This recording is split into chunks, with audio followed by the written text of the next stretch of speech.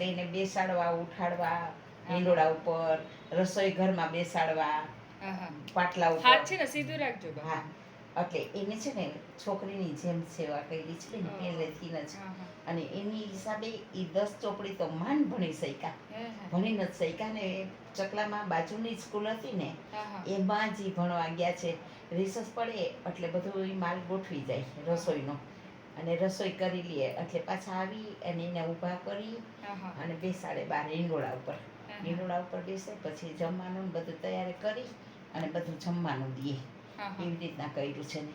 એટલે એને છે ને પહેલેથી દીકરાનું સુખ છે ને એને માણ્યું જ નથી. એને દીકરીની જેમ જ રહ્યા છે. માવતર બેય ઉંમરવાળા હતા. હું આવી ને ત્યારે પેરેલિસ હતું, પથારી હતી સાસુને. મારા ભેગા વર્ષ દી રહ્યા, અને 2 વર્ષ છે ને મારા સસરાએ અને આના પપ્પાએ સેવા કરી. 2 વર્ષ પથારી, અને કુલ 3 વર્ષ કાઢ્યા એને પેરેલિસમાં સાસુએ. એટલી બધી તકલીફ? હા, એટલી 3 વર્ષ. અને હું આવી ત્યારે રસોયાણી જ ઘરમાં હતી. કોઈ નહોતું, કામવાળી ને રસોયાણી. હા, કોઈ હતું જ નહીં ઘરમાં કરવાવાળા.